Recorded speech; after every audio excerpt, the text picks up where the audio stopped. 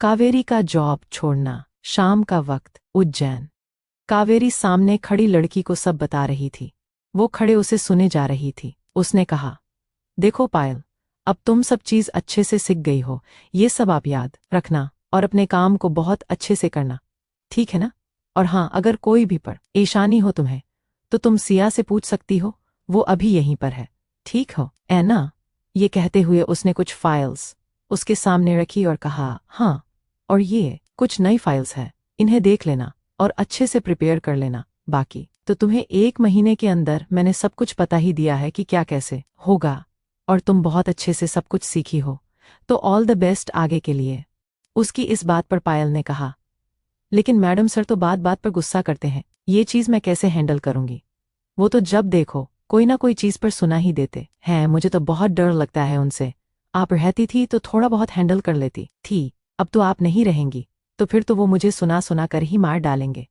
कावेरी ने उसके पास आकर उसके हाथ को पकड़कर कहा, हर चीज़ से डरना छोड़ दो, ठीक है ना? अभी वो थोड़ा बहुत डांटते हैं, कोई बात नहीं, लेकिन वो बहुत अच्छे हैं दिल के, तुम उनके साथ बहुत अच्छे से रहोगी। वो किसी के साथ कोई इमेज बिहेव नहीं करते हैं और इसकी गारंटी मैं तुम्हें देती हूँ कि तुम उनके साथ बहुत सेफ रहोगी, बहुत अच्छे बॉस हैं। उसके इस बात पर पायल ने कहा, अगर वो इतना ही अच्छे बॉस है तो फिर आप उन्हें छोड़कर क्यों जा रही हैं? मत जाना, सर को जितने अच्छे से आप उन्हें हैं डल करते हैं और उनके काम को मैंने देखा है, उस तरह से तो मैं कभी कर ही नहीं पाती हूँ, तो और वो भी इतनी अच्छी जॉब छोड़कर आप क्यों जाना चाहती हैं? उसके इस बात पर कावेरी ने कहा, क्योंकि अगर पानी भी एक जगह ठहर जाए तो वो गंदा हो जाता है, उसमें से खुशबू चली जाती है, इसलिए पानी का बहना भी उतना ही जरूरी है जितना जिंदगी को बहने देना। अब एक जगह रहकर तो जिंदगी नहीं चलाई जाती है ना? अगर मुझे कोई अच्छी अपॉर्चुनिटी मिल रही है तो मैं जाना बेहतर समझती हूँ। कल को अगर तुम्हें भी कोई अच्छी अपॉर्चुनिटी मिलती है तो तुम्हें भी जाना चाहिए, और उसके पहले तुम्हें ठीक से काम को सीख लेना चाहिए। मैं तो यही चाहूंगी कि तुम बहुत अच्छे से इन सब को सीखो और उसके बाद जाओ। उसके इस बात पर पायल ने कहा, आप ठीक ही रहती है, आपकी बातें मुझे ठीक लग रही है, चलिए ठीक है, आप भी अपना ख्याल रखना और हो सके तो मुझसे बात करती रहना। वैसे मैडम, मैं आपसे एक बात पूछूं? कावेरी ने उससे कहा, तुम मुझे कावेरी बुला सकती हो। पायल ने कहा, नहीं, आप मुझसे बड़े हैं, मैं आपको आपके नाम से कैसे बुला सकती हूँ? कावेरी ने कहा, ठीक है, जस्ट तुम्हारी मर्जी, तुम पूछो, क्या पूछना है तुम्हें? उसकी इस बात पर पायल ने कहा, आपने मुझे ही क्यों चुना ये काम करके लिए? मुझसे भी ज्यादा अच्छी लड़की थी, जो स्टाइलिश थी, जिनके कपड़े पहनने का ढंग बहुत अच्छा था और बहुत ही अच्छी इंग्लिश बोलती थी। मेरे अंदर तो ये सब है ही नहीं, मैं ना तो इतनी अच्छी इंग्लिश बोल पाती हूँ, ना ही मेरा पहनावा इतना मॉडर्न है, मेरी भाषा भी इतनी अच्छी है और मैं लगती भी एकदम भोंदू जैसी हूँ, तो फिर मुझे ही क्यों लिया आपने? उसकी इस बात पर कावेरी ने उसे मुस्कुरा कर देखा और कहा, तुम सिर्फ पागल लगती हो नहीं तो? और हाँ, कपड़े से कभी किसी की पहचान नहीं होती है, जरूरी नहीं कि हर किसी को इंग्लिश बहुत अच्छे से बोलना आए, अब बाद में भी सीख सकते हो, और हिंदी तो हमारी वैसे भी पहचान है, तो फिर हम क्यों किसी दूसरी भाषा को लेकर आगे बढ़े? और जहां तक तुम्हारे पहनावे की बात है तो मुझे तुम्हारा पहनावा कहीं से भी गलत नहीं लगता।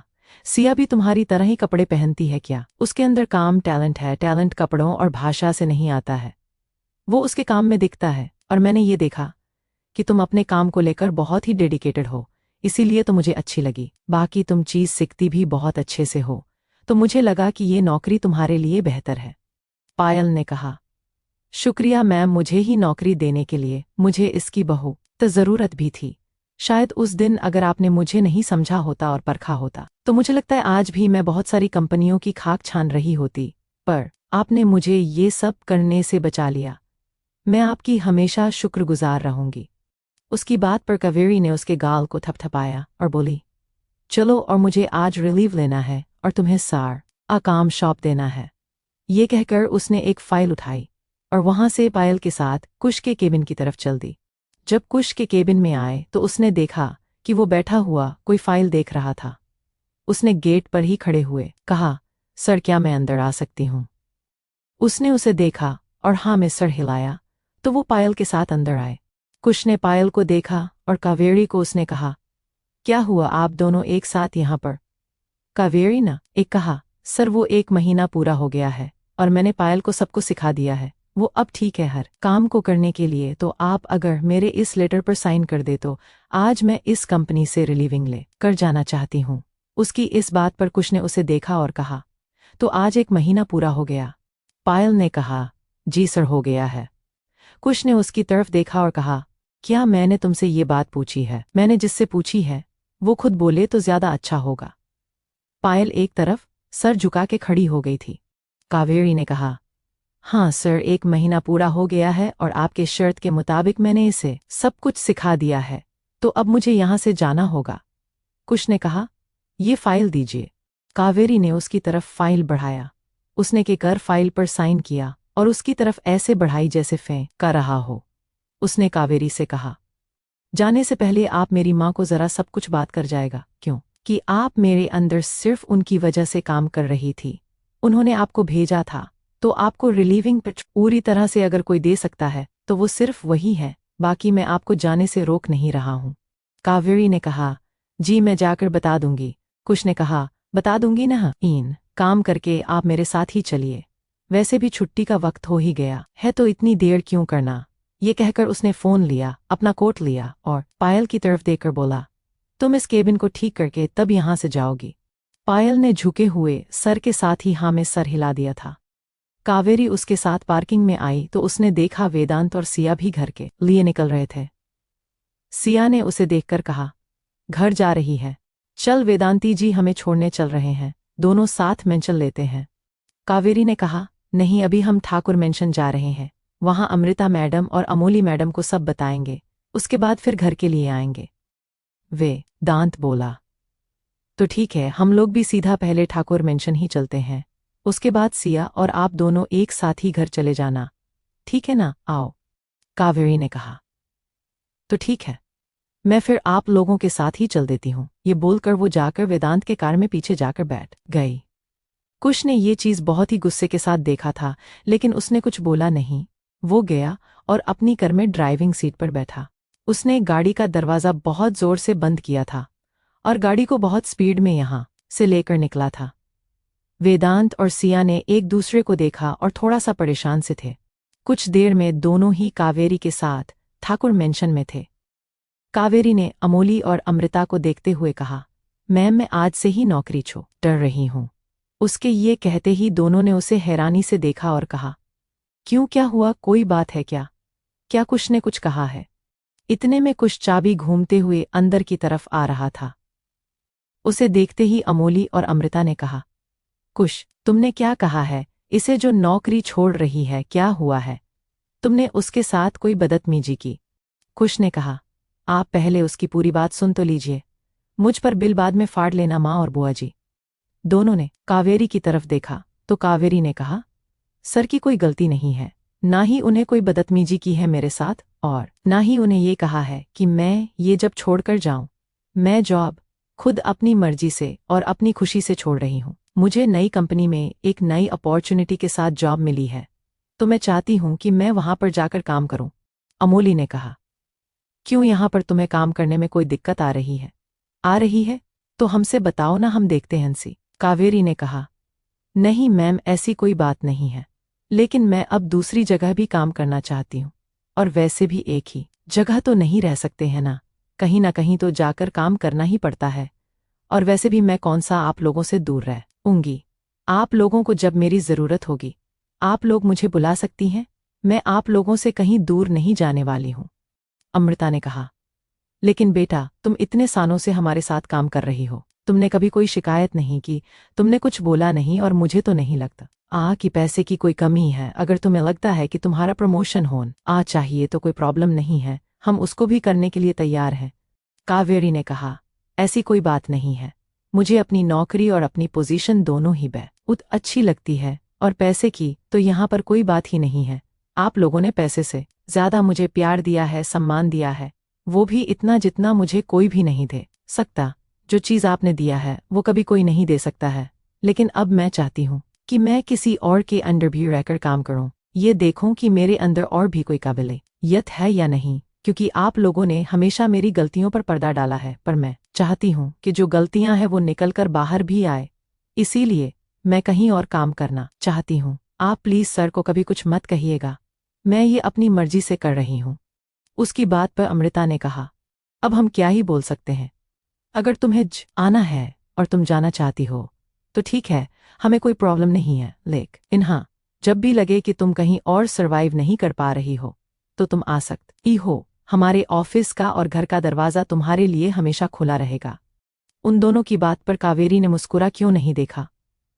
खुश ने सबको देखते हुए कहा, जब मिस कावेरी जा ही रही है तो मैं चाहता हूं कि क्यों ना उनको एक फेयरवेल पार्टी दी जा। तो मिस कावेरी, सिर्फ कल के दिन आप ऑफिस जरूर आना, और हाँ, शाम को आपकी फेयरवेल पार्टी होगी तो मैं चाहता हूं कि आप उसके बाद ही जाए, इतना तो आप हमारी बात मान ही सकती है। उसकी इस बात पर कावेरी ने कहा, जी सर, क्यों नहीं, एक दिन की तो बात है, मुझे कोई प्रॉब्लम नहीं है, मैं आ जाऊंगी। ये कहते हुए उसने अपना बैग लिया और सबसे बाय बोलकर वो सिया के साथ वहां से चली गई। क्या कुछ कावेरी को जाने देगा?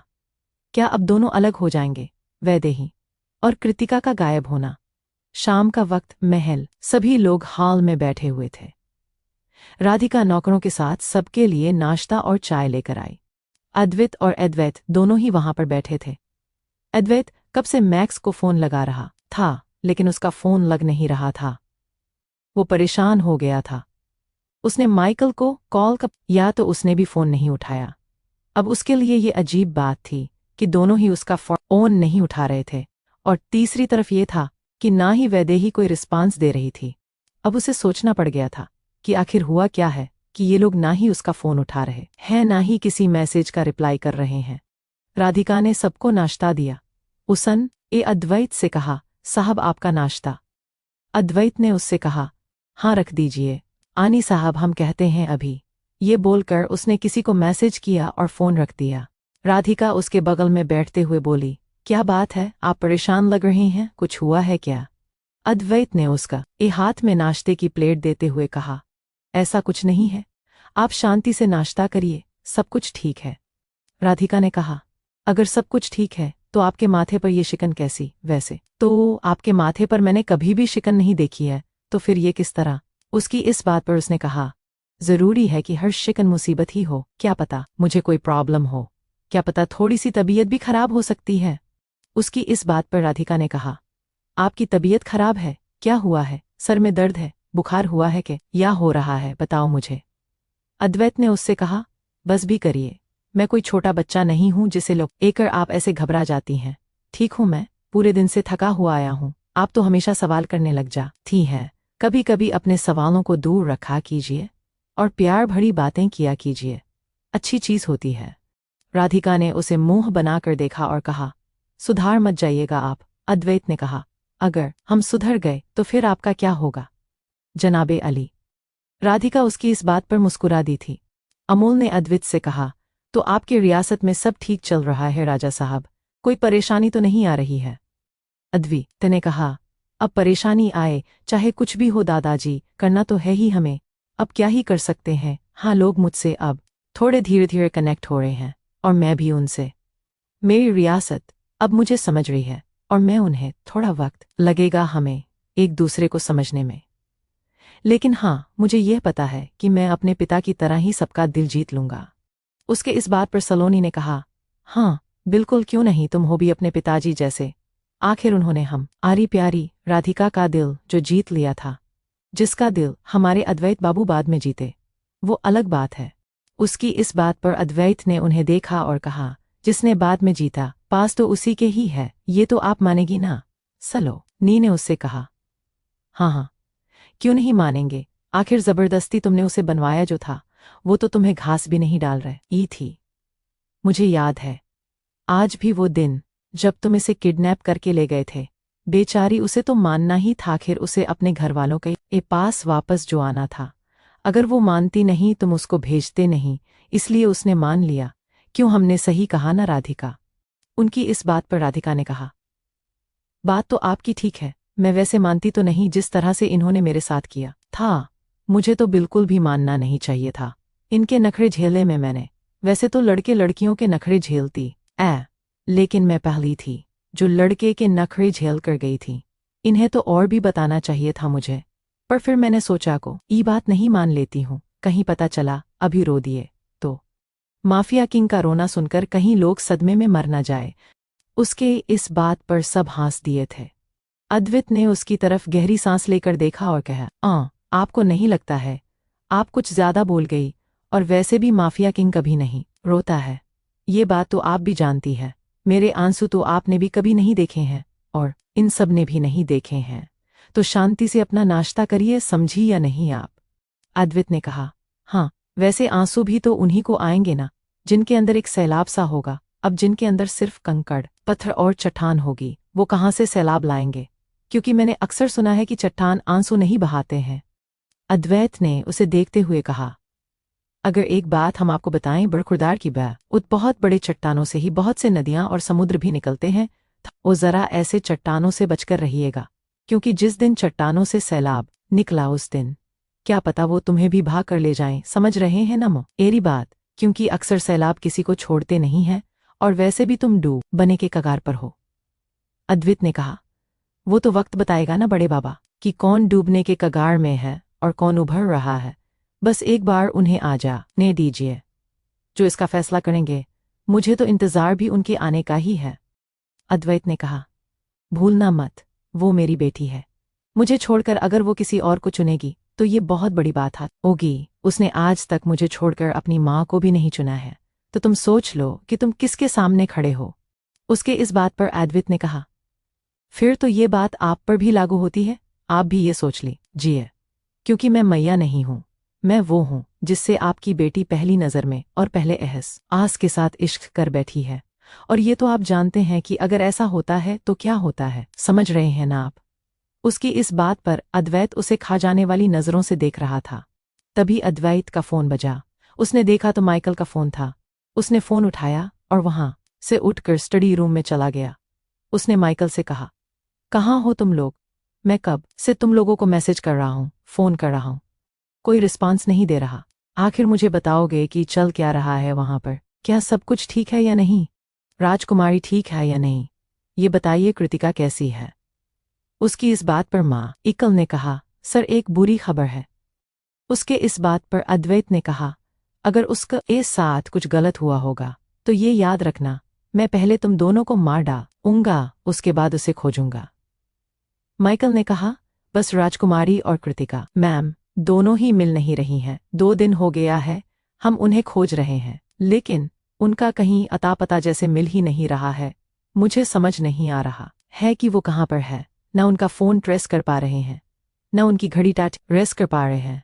कुछ भी ऐसी चीज़ नहीं कर पा रहे जहाँ से वो मिल जाए। अद्वैत ने अपने माथे को 2 उंगली से रब किया और कहा, मैं 24 घंटे दे रहा हूँ। अगर उन दोनों का अता पता मुझे पता नहीं चला उस समय, तो याद रखना वहां आने के बाद तुम लोगों को गोली मैं खुद मरूंगा। एक छोटा सा काम दिया था, उसको भी तुम लोग नहीं कर पाए। कोई बहुत बड़ा काम तो नहीं था ये। उन लोगों का ख्याल रखना था तुम्हें। कैसे उन लोगों का ख्याल नहीं रख पाए? जब जानते हो कि हमारे दुश्मन बहुत है, तो फिर उनको अकेले कहाँ भेज दिया तुम लोगों ने? उसके इस बात पर माइकल ने कहा, बस वो दोनों 2 दिन पहले एक क्लब जाने की जिद कर रहे थे, तो मैक्स उन्हें लेकर गया था। वो दोनों वॉशरूम का बोलकर गई थी और उसके बाद वहां से गायब हो गई। पता नहीं कहाँ है, किस हाल में है। हम लोग उन्हें खोज रहे हैं, लेकिन वो मिल नहीं रही है।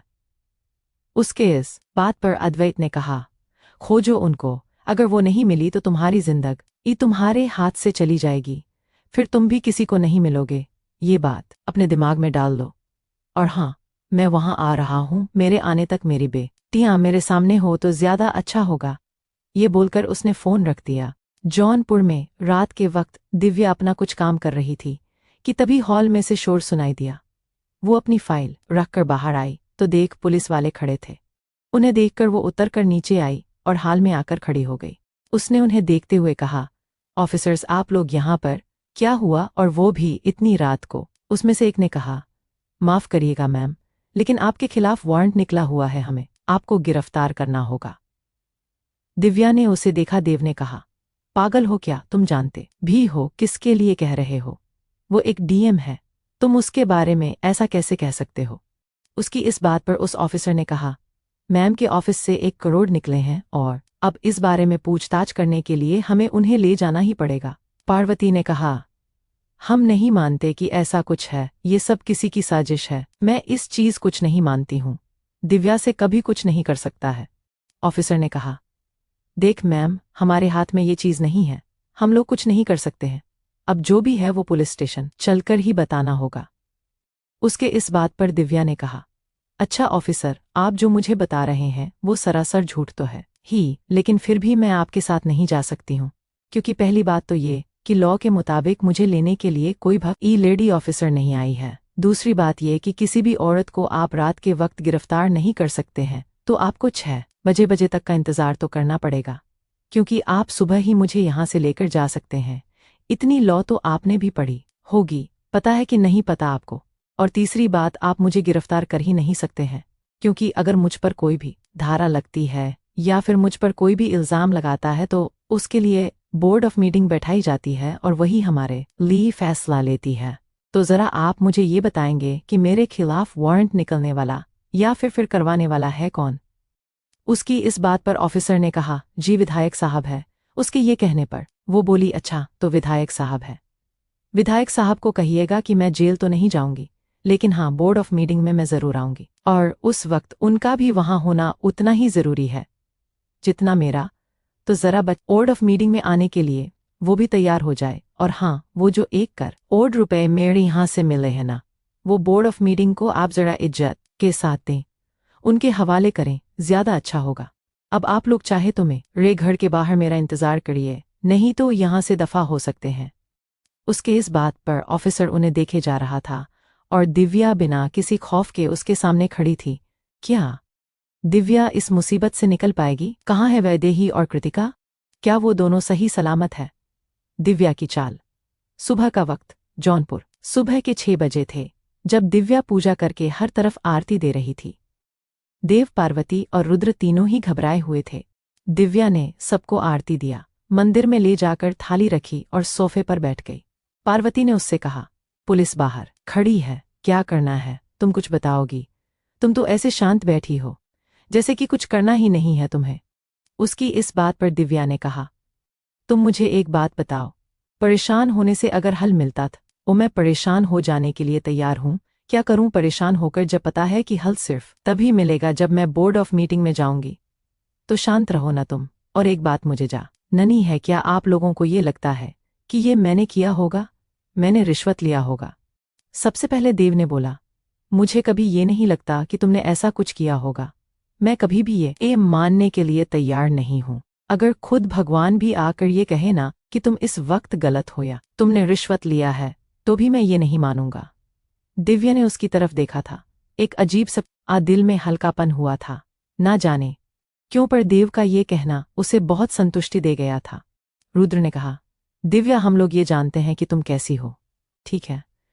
तो इसलिए ये बात तो हम लोग भी नहीं मानने वाले कि तुमने कोई रिश्वत लिए या तुमने कोई गलत काम किया है। लेकिन यहाँ बात इस वक्त कानून की है, जिसे झूठ दिखाकर सच बताया गया है, तो उन्हें तो जवाब देना ही होगा ना। हम सिर्फ उन्हें जवाब देने के बारे में कह रहे हैं। तुम्हें हमें जवाब देने की ज़रूरत नहीं है, क्योंकि हम तुमसे ना कोई सवाल करेंगे और ना ही तुम पर कोई शक करेंगे और ना उंगली उठाएंगे। पर यहाँ पर बात इन लोगों की है, उनके साथ क्या करना है ये देखो। उसकी इस बात पर दिव्या ने कहा, तो बस ठीक है बड़े भैया, जब आप लोगों के लिए मैं कसूरवार नहीं हूं तो बाकी चीज मैं संभाल लूंगी, आप लोग चिंता मत करिएगा, मैं हूं ना। उसकी इस बात पर पार्वती कुछ कहने वाले थे कि ऑफिसर्स अंदर आए। सीनियर ऑफिसर ने उससे कहा, मैम अब तो सुबह हो गई है, क्या अब आप चलें? उसकी इस बात पर दिव्या ने कहा, क्या आप सिर्फ और सिर्फ 20 मिनट रुक सकते हैं? इससे ज्यादा मैं आपको रुकने के लिए नहीं कहूंगी। सीनियर ऑफिसर ने उससे कहा, जी क्यों नहीं, मैं बिल्कुल रुक सकता हूँ। दिव्या ने कहा, तो बैठिए, तब तक आप लोग चाय पीजिए और मैं भी थोड़ा नाश्ता कर लेती हूँ। सुबह मुझे भूख बहुत जल्दी लग जाती है, क्या करूँ, ये मेरी बड़ी ही गंदी आदत है। ये कहते हुए उसने पार्वती की तरफ देखा और कहा, पारो जरा तुम नौकरों से कहकर चाय और नाश्ता बनाने को कहो। पार्वती ने हाँ में सर हिला दिया और वो वहां से चली गई। देव और रुद्र दोनों ही वहां पर बैठ गए थे। दिव्या ने सीनियर ऑफिसर से कहा, वैसे ऑफिसर साहब, पुलिस होकर भी लॉ को ना समझ करिए तक चले आना बहुत अजीब लगा मुझे। या फिर मैं ये समझें कि विधायक साहब ने काफ़ी जेब गर्म कर दिया आपकी? जो आप यहाँ तक चले आए। उसके इस बात पर सीनियर ऑफिसर ने कहा, ये कैसी बातें कर रही हैं आप मुझसे? मैं अपने जिले का बहुत ही प्रतिष्ठित और सच्चा पुलिस ऑफिसर हूँ। मैंने आज तक कोई रिश्वत नहीं लिया है। उसके इस बात पर दिव्या ने मुस्कुराते हुए कहा, कम से कम कहने से पहले ही सोच लिए होता आपने कि आप कह क्या रहे हैं। नहीं, वो क्या है जो आपने कहा है, अगर उसे साबित करना पड़ गया आपके लिए बहुत मुश्किल हो जाएगा सीनियर ऑफिसर साहब। और आप जिसके सामने कह रहे हैं वो बनारस की डीएम है, बहुत कुछ जानती भी है और बहुत कुछ जानकर वो शांत भी रहती है। थोड़ा सा तो शांति से काम लीजिए अपने आप को। वैसे विधायक ने कौन सी वाली जमीन देने का वादा किया है आपसे जो आप हमें यहां तक लेने चले आए? उसके इस बात पर ऑफिसर ने गुस्से में खड़े होते कहा, अब आप अपनी जबान को आम दीजिए। आप एक सीनियर ऑफिसर से बात कर रही हैं जो ऑन ड्यूटी है इस वक्त। तो मैं आपको इस चीज के लिए अभी और इसी वक्त गिरफ्तार भी कर सकता हूं। वैसे भी आपके ऊपर एक केस तो पहले से ही है, दूसरा क्यों लगवाना चाहती हैं आप? उसके ये कहने पर दिव्या ने कहा, आप मुझ पर केस करेंगे? Oh really? आपको लगता है कि आप मुझ पर केस करने लायक है? उसकी इस बात पर सीनियर ऑफिसर ने कहा, अब मुझे आपको यहां से ले जाना ही पड़ेगा कांस्टेबल। उसने तेज से आवाज लगाई। रुद्र और देव दोनों ही घबरा गए थे। दिव्या ने कहा, आप मुझे गिरफ्तार करेंगे, लेकिन किस लिए गिरफ्तार करेंगे और किस ओहदे से होकर आप मुझे गिरफ्तार करेंगे? उसकी इस बात पर सीनियर ऑफिसर ने कहा, आप भूल रही हैं मैं इस वक्त ऑन ड्यूटी हूं और मैं एक सीनियर ऑफिसर हूं।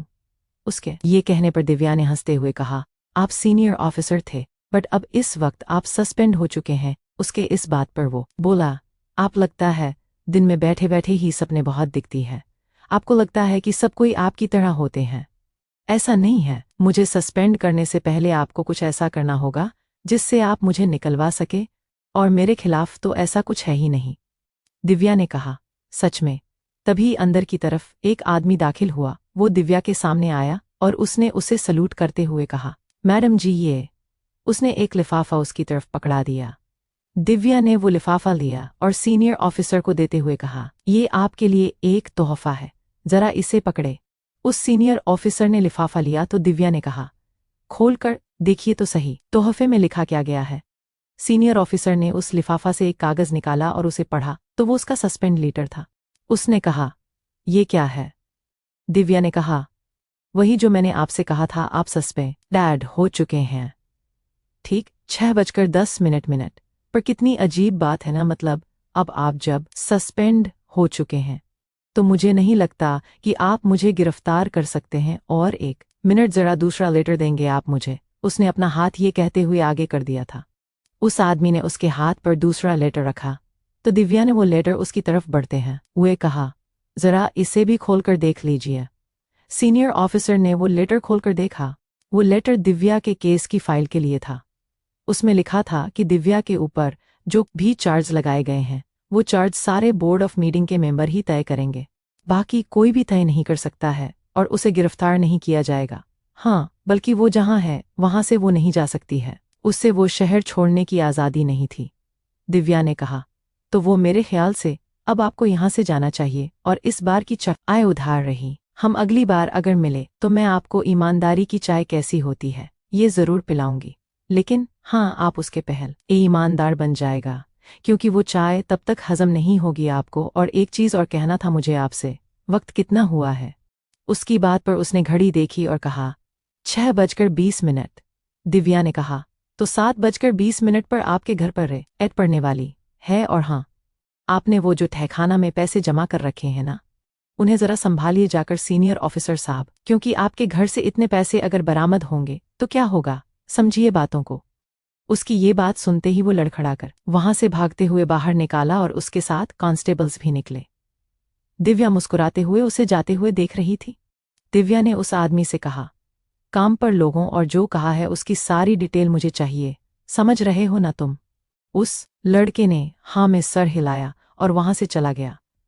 उसके जाते ही पार्वती नौकरों के साथ नाश्ता और चाय लेकर आई। उसने कहा, ये पुलिस ऑफिसर कहाँ है? दिव्या ने कहा, चले गए, उन्हें कुछ जरूरी काम याद आ गया था तो बस उसके लिए वो भागते हुए गए हैं। लाउच, आए हमें दो, ये चाय हम लोग के ही नसीब में है, हर किसी के नसीब में हो जाए तो फिर क्या ही बात हो। पार्वती उसे देख रही थी, जो नॉर्मल होकर बहुत प्यार से चाय पी रही थी। उसने रुद्र और देव की तरफ देखा तो दोनों ही हैरानी से दिव्या को देख रहे थे। दिव्या ने कहा, वैसे जो भी कहिए भाई, आपके घर वालों को बहुत अच्छी मिली है मेरे रूप में, है ना? मेरे पास ब्यूटी भी है और ब्रेन भी, क्या कहेंगे आप? ऐसा तो कह ही सकते हैं। रुद्र ने उससे कहा, मैं इससे ज्यादा भी कहूंगा कि तुम्हारे पास ब्रेन जो है ना, वो एकदम लोमड़ी जैसा है। बेचारे देव को बच के रहना चाहिए। दिव्या इस बात पर जोर से हंस दी। देव ने कहा, जैसा है अच्छा है, मेरे लिए तो बहुत अच्छा है। एटलीस्ट कम से कम मैं उनका ए लिए इतना ज्यादा सोचूंगा नहीं। ये चीजों को अच्छे से हैंडल कर लेंगी। मैं अपने दिमाग पर इतना भार नहीं रखूंगा। मुझे सिर्फ दिल पर भार रखने की जरूरत होगी। क्यों, सही कहा ना मैंने बीवी? ये कहते हैं। वो दिव्या की तरफ देख रहा था, जो चाय पीते हुए खांसने लग गई थी। पार्वती ने उसकी पीठ को सहलाते हुए कहा, अरे बस बस, आराम से। अब तीनों मुस्कुरा रहे थे और वो अपनी नजरें चुरा रही थी। इधर उज्जैन में पायल फोटोकॉपी की मशीन के पास खड़ी हुई, कुछ कागज को लेकर। कभी फोटोकॉपी मशीन को देखती तो कभी कागज को देखती। उसने खुद से कहा, तुम कर लोगी पायल, तुम जरूर कर लोगी। क्या करना ही है, बस पेपर रखना है और वो अपने आप फोटोकॉपी होती रहेगी। मैडम ने सिखाया था ना, तो करो अब। ये बोलकर वो फोटोकॉपी करने लगी। उसने सब कुछ किया और बटन प्रेस कर दिया। अब एक बार फोटोकॉपी निकली, फिर 2 बार, 3 बार। अब वो निकल तो ही जा रही थी। वो बंद करना चाह रही थी, लेकिन उसे समझ नहीं आ रहा था कि वो क्या करें। और यहाँ पर पेज निकल जा रहे थे। वो घबरा गई थी, मशीन को ठोकने लगी थी कि तभी किसी का हाथ आया। उसने एक बटन प्रेस कर दिया। उसने देखा तो कावेरी खड़ी थी। उस ए देखकर पायल ने कहा, थैंक गॉड आप आ गई।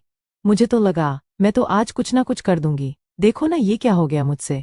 कावेरी ने कहा, कुछ नहीं हुआ है, सब ठीक है, शांत हो जाओ। ये कहते हुए उसने सारे कागज समेट दिए, उन्हें एक तरह रखा और उससे कहा, ये तुम कर क्या रही थी? उसकी बात पर पायल ने कहा, सर ने मुझे फोटो कॉपी करने के लिए दिया था, लेकिन मुझसे हुआ ही नहीं। देखिए ना ये सारी पेज खराब हो गए। कावेरी ने उसके कानों के पास जाकर धीरे से कहा, तो उसमें क्या हुआ? ये सब तो ऑफिस का माल है ना, कुछ चीज खराब भी हो जाए ना तो दिल पर नहीं लेने का। ऑफिस की चीजें हैं, इन्हें अच्छे से यूज कर। कागज हो, पेन हो, फाइल हो, कैफेटेरिया का खाना हो, चाहे जो भी हो, तुम बेझिझक का इस्तेमाल करो, समझी ना? उसके इस बात पर पायल ने उसे देखते हुए हाँ में सर हिला दिया। पायल ने उससे पूछा, लेकिन ना आप यहाँ क्या कर रही हैं?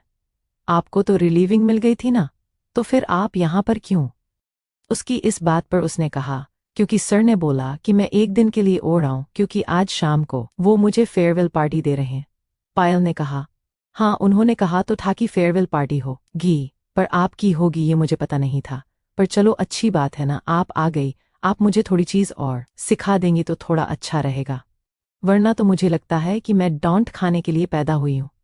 उसकी इस बात पर कावेरी जोर से मुस्कुराई और उसे साइड से पकड़ ली। पायल भी उसकी इस हंसी पर हंसती थी।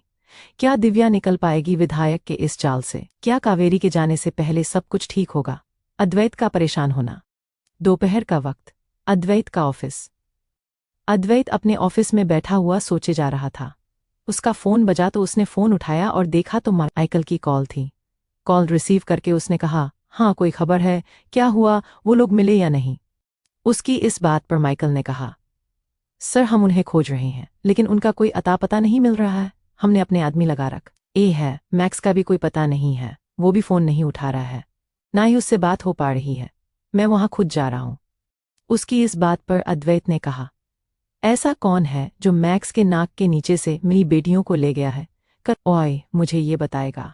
माइकल ने कहा, सर ये तो हम भी समझ नहीं पा रहे हैं, मुझे भी समझ नहीं आ रहा है कि आखिर मैक्स जैसे आदमी के नाक के नीचे से राजकुमारी और कृतिका मैम को कोई कैसे ले गया।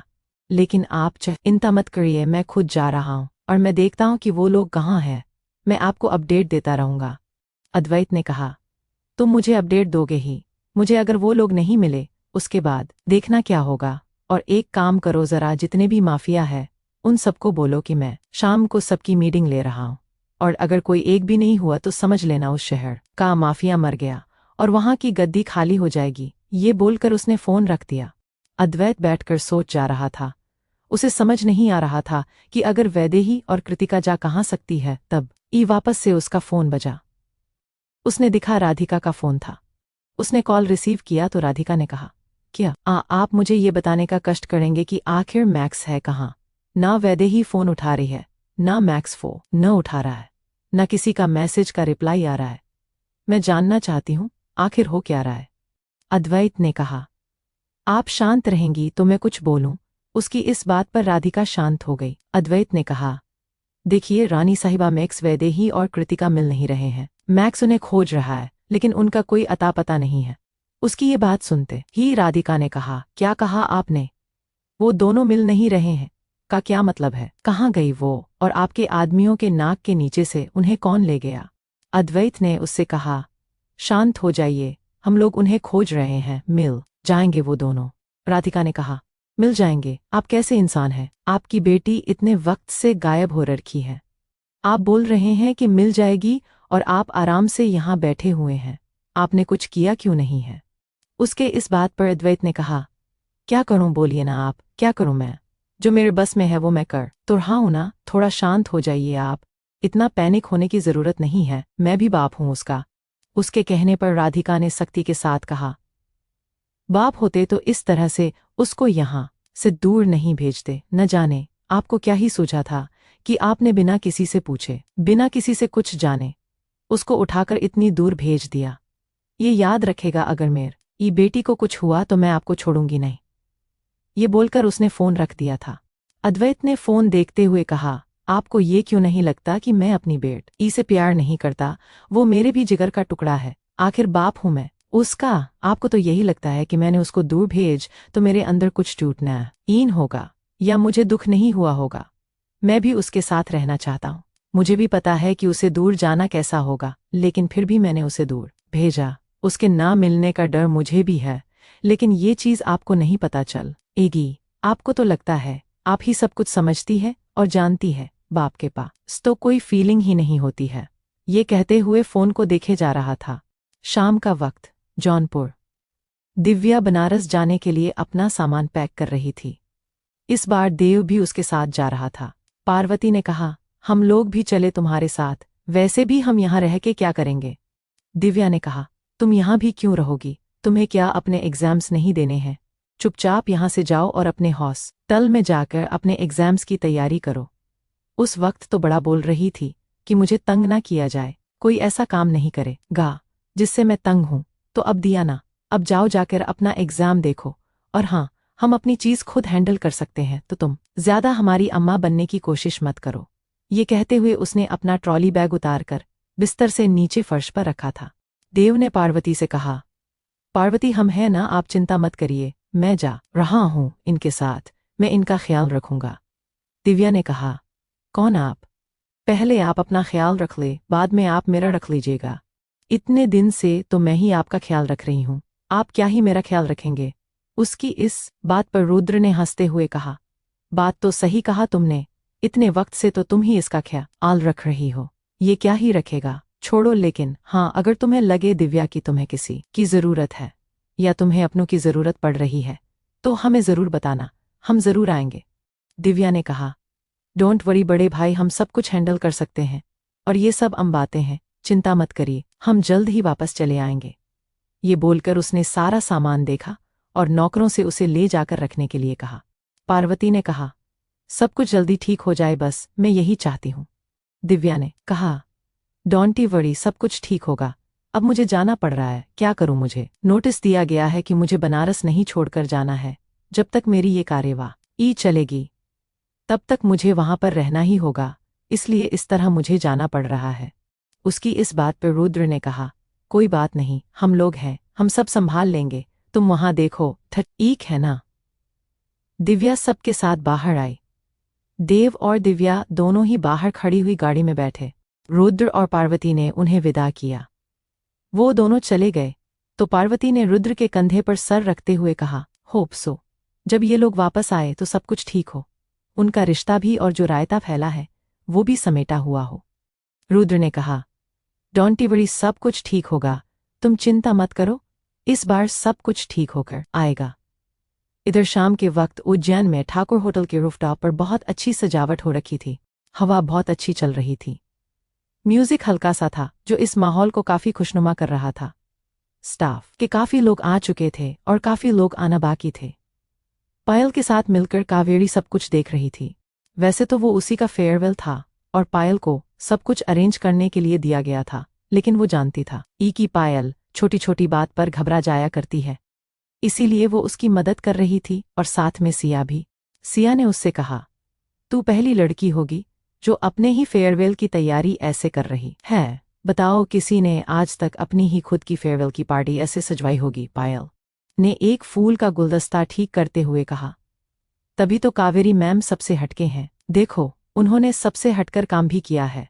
वो खुद ही अपनी फेयरवेल की पार्टी इतनी अच्छे से ऑर्गेनाइज करवा रही हैं। वो अलग बात है कि सारा खर्च सर उठा रहा है, लेकिन उसको सजाया तो उन्होंने खुद ही है। वैसे ठीक भी है, पूछो क्यों? उसकी बात पर कावेरी और सिया दोनों ने एक साथ पूछा, क्यों? पायल ने कहा, अब देखिए, अगर किसी और ने ये पार्टी ऑर्गेनाइज की होती, उसने उसमें खाने रखे होते या फिर सजावट की होती, म्यूजिक रखा होता, कलर चूज किया होता, फ्लावर्स चूज किए होते, तो मैडम मुझे लगता है कि जाने के बाद कहती कि यार ये ठीक नहीं था, ऐसा था, वो चीज दिखने में अच्छा नहीं था, ड्रिंक अच्छी नहीं थी, म्यूजिक अच्छा ना इन था, वाइब नहीं आ रही थी। लेकिन अब मैडम ऐसा कुछ कह नहीं पाएंगी। वो इसलिए क्योंकि ये सब किया तो उन्होंने ही है। अगर गलती से भी उन्होंने कुछ कहा तो फिर वो खुद को ही यहाँ पर गलत ठहरा रही है होंगी या फिर इल्ज़ाम दे रही होंगी। तो मेरे ख्याल से तो यहाँ पर वो इल्ज़ाम देने लायक है नहीं। इसल ये पार्टी सबसे अच्छी होगी और जिसके लिए पार्टी दी गई है वो उसमें कोई कमी निकाल नहीं पाएगा। इस बात पर सिया हंसते हुए बोली, ये तो तुमने पते की बात कही है पायल। एक बात तो है, तुम में दिमाग तो है, लेकिन न कभी कभी वो घुटने से निकाल के ही तुम्हारे भेजे में आता है, बाकी टाइम मुझे लगता है वो घुटने में ही रहता है।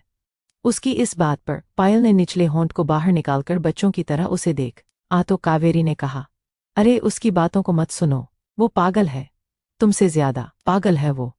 तुम तो फिर भी ठीक हो। जब ये पहली बार आई थी ना, इसने कितने बड़े नुकसान किए थे, मुझसे पूछो ना। आज ये ऐसी है, उसके पहले नहीं थी ये। सिया ने कहा, तुम्हें मेरी जूनियर को सब कुछ बताना जरूरी है। बताओ, अगर वो अपने सीनियर के बारे में ऐसा जाएगी और वो मेरी इज्जत नहीं करेगी। पायल ने कहा, इज्जत बातों से और काम से होती है, ना कि बढ़ा चढ़ाकर बताने से। सिया ने कहा, अच्छा मैडम जी, हमें पता नहीं था। और ये कहकर तीनों ही जोर से हंस दी थी। इतने में आ जाए, चलो अच्छी बात है, जाते जाते इंसान को हंस कर जाना चाहिए, रोते हुए जाने का मजा नहीं होता। इस आवाज पर तीनों ने ही मुड़ के देखा था तो नताशा एक हॉट ड्रेस में खड़ी थी। वो लगा तो बेहद खूबसूरत रही थी, लेकिन न कुछ ज्यादा ही हॉट थी उसकी ड्रेस।